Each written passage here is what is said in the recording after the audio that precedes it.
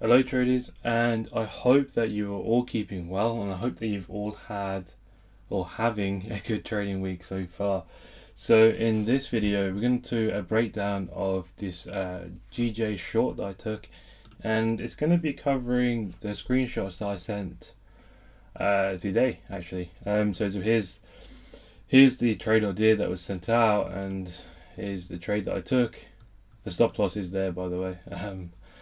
And yeah, it hit 40R overall. Obviously with partials it wasn't exactly, I didn't close 40R, it was about 22R with the partials that I took. And I'm going to explain the screenshots because I think this one's probably the most confusing one that I've sent out, but it's not as confusing as it seems.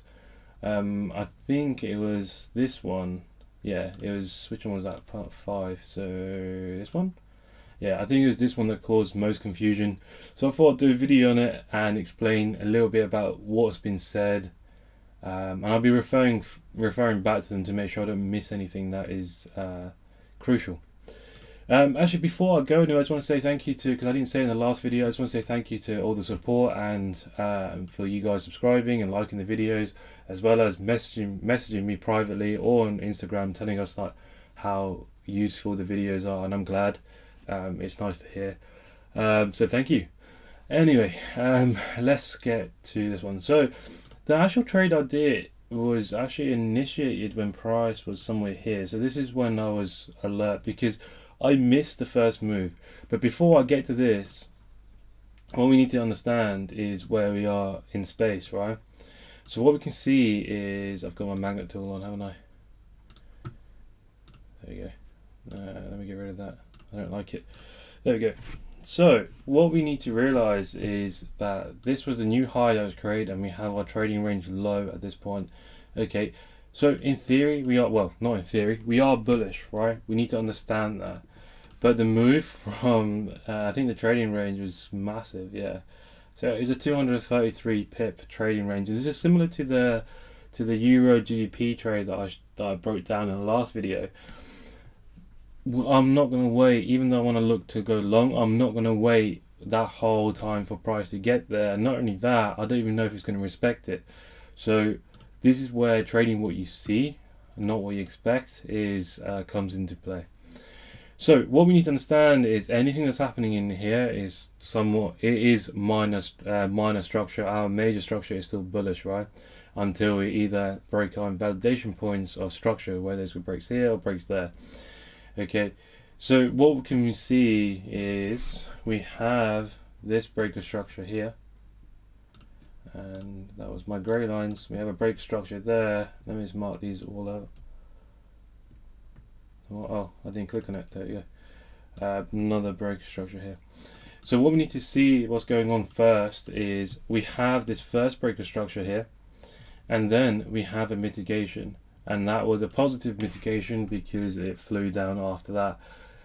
Now, the key thing to see here is why we say study the reaction. I don't think I said this in the first one. No, it was just marking out. So I've done that one. So the key part on this sense is what we need to understand is we need to understand that when you get an OB or SC, IFC, IPA, whatever you want to call it, when you get that, you know, it can either be respected or violated. One of those two things, okay? So every time we get a reaction, that's why we study the reaction. Of course, you can do just a risk entry and place a trade on a refined POI within this, but the strike rate is not great, purely because obviously we don't know, and we can actually just have a liquidity grab and price can continue.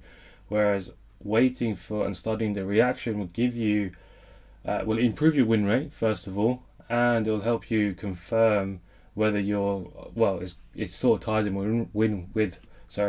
it ties in with the win rate. I don't know if you guys remember from a few videos ago, I do mention that I do stutter quite a lot, so I do apologize, but I'll try to talk a little bit slower. What we need to realize is, what was I saying? Yeah, so it sort of ties in with win rate. It helps you confirm whether you are correct or not. Obviously it's not 100% guarantee, like nothing is. And there's something that I mentioned in the post actually today, that, you know, you're going to lose, you're going to face losses, and it's all down to human error, regardless of the fact that this is considered institutional trading, which is not. it's not considered institutional trading. Just bear that in mind. We are studying the footprints that are being left behind. This is not institutional trading. We are still retail traders. And I don't know where this concept or the idea comes from, the fact that we're trading like institutions. They don't trade like this. I don't know how they trade, but they definitely don't trade like this. We are trading the footprints that they leave behind. Yeah, bear in mind, as retail traders, we don't really amount to anything in terms of the market as such. But anyway, I'm digressing a little bit. But what we're talking about is following the reaction, right? Okay, so after this reaction, what we have is, this is what I mentioned, I think in this one, not this one, sorry, this one.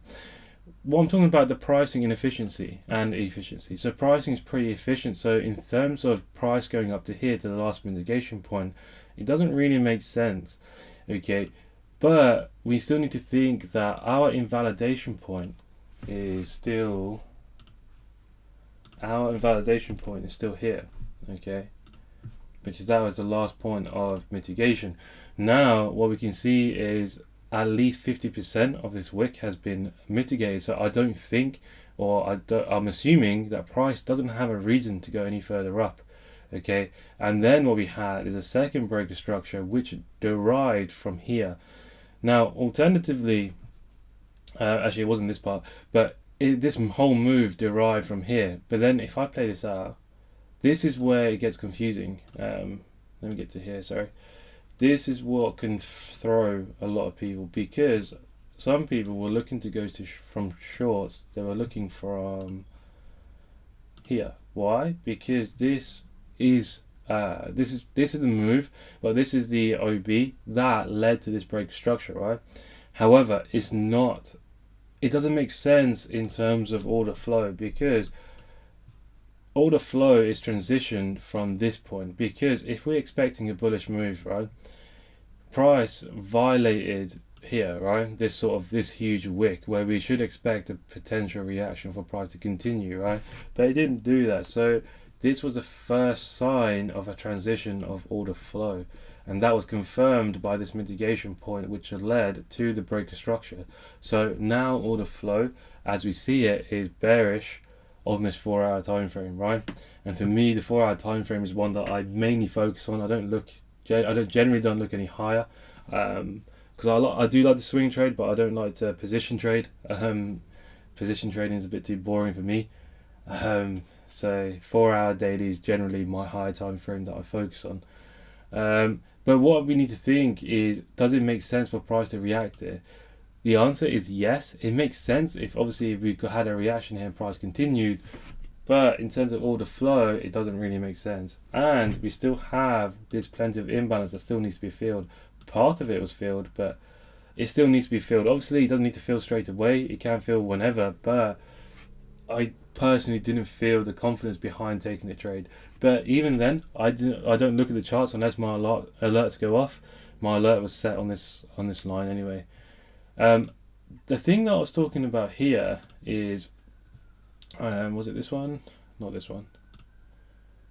Not that one. This one.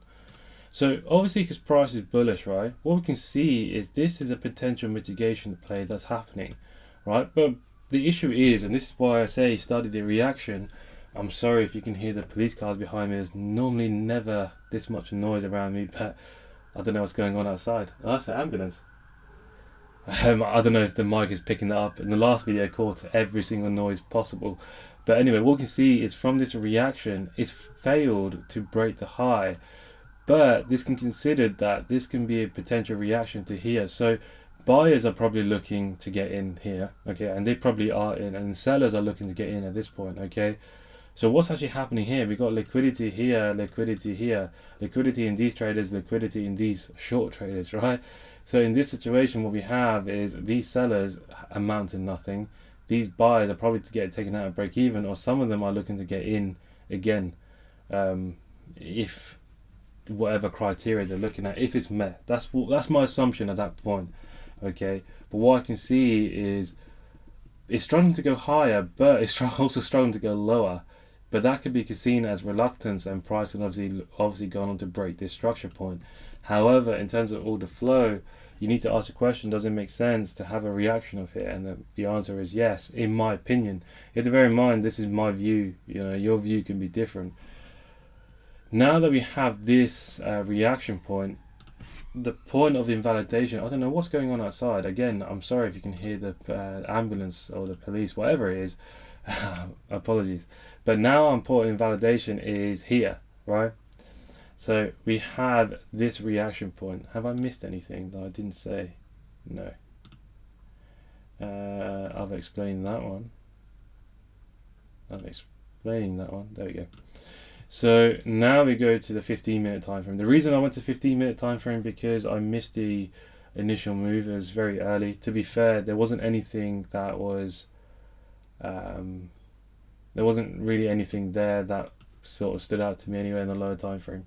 But what we can see is, following the reaction on the 15-minute time frame, we have this break of structure here.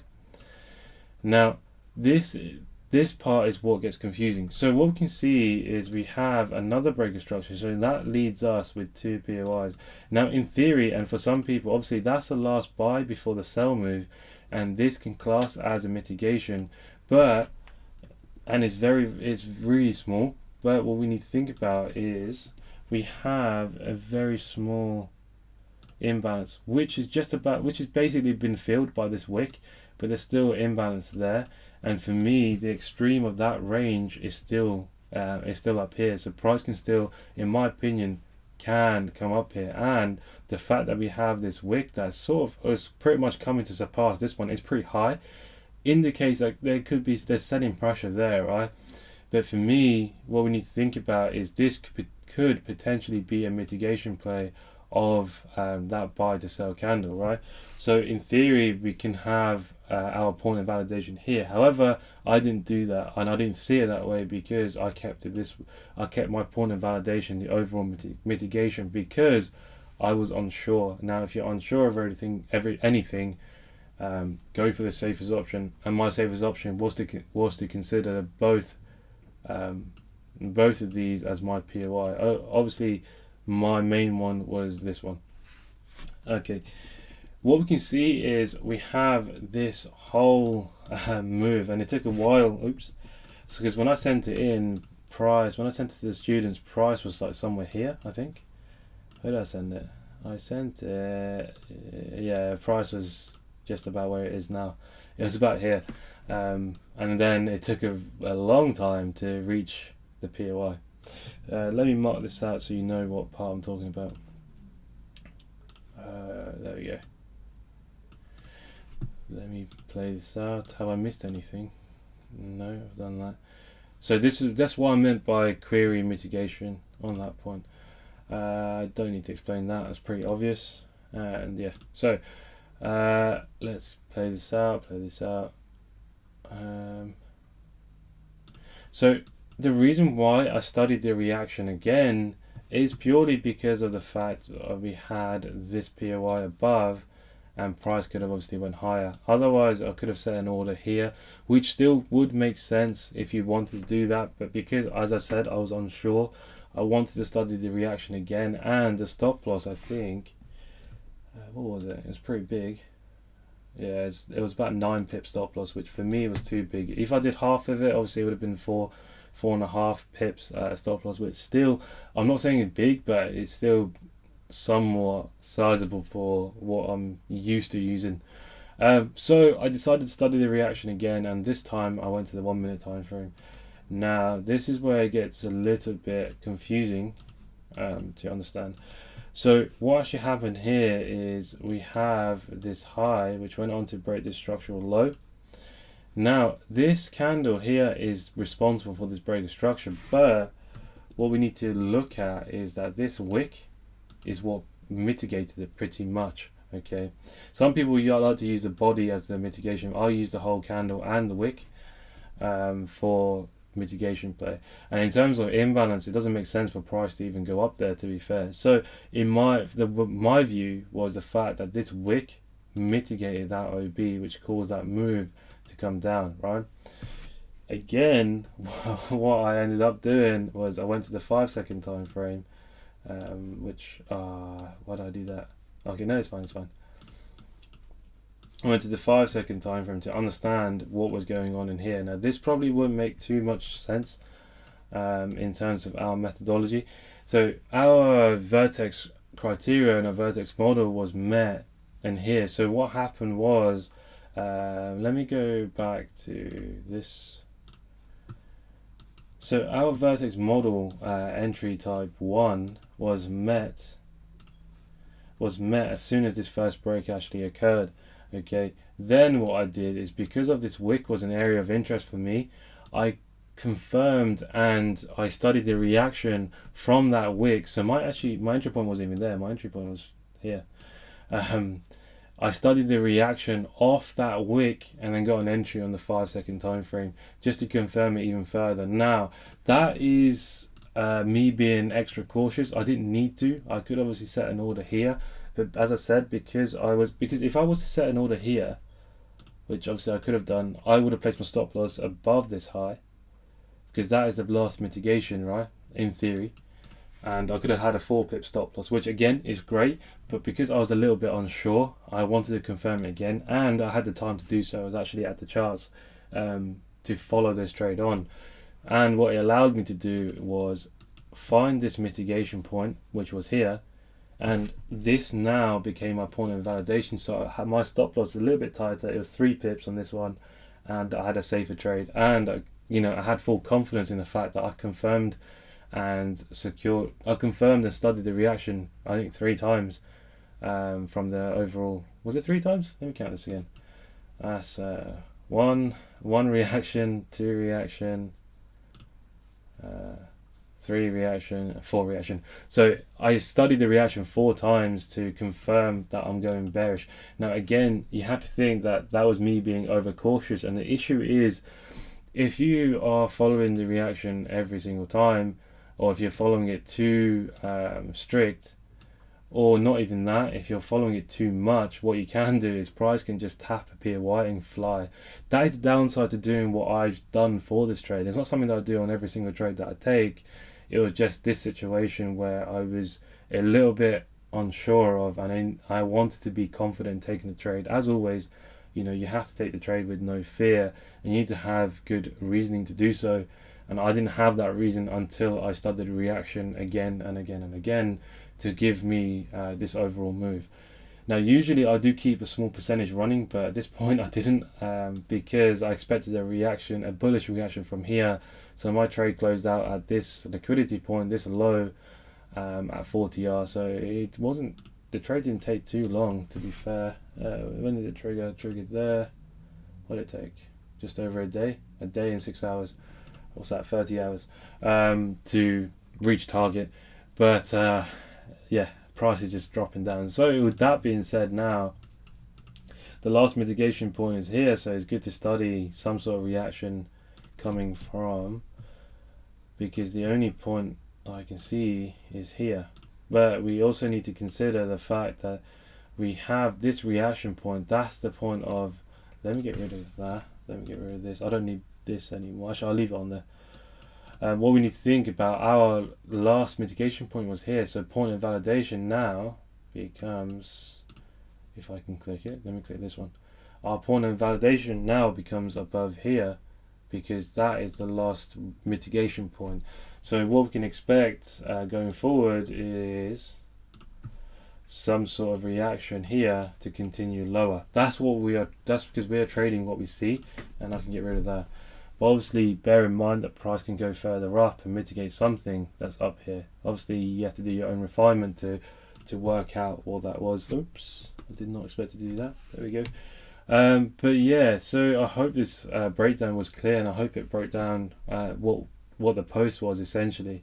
This basically shows that you don't have to. You can trade pro trend, you can trade counter trend, and all you need is 2 rules. And the thing is, well, not all you need is 2 rules. You need your own rules, basically.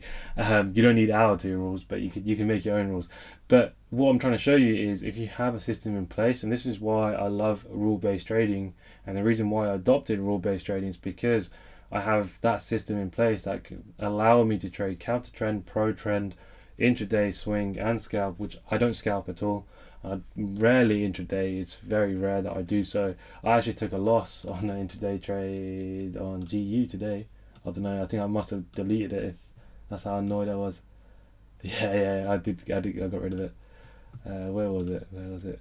It's moved quite a lot since. It was somewhere here. We had that initial 1 minute push. Hold on a sec. Where was it? It was 1 minute. And this is the one I sent in. Yeah, this is the one I sent into the Telegram. It was this one. Where is it? This one. Yeah. We had this mitigation play, and I had an order at the 5-second OB, which was somewhere. Hold on, where did I get taken out?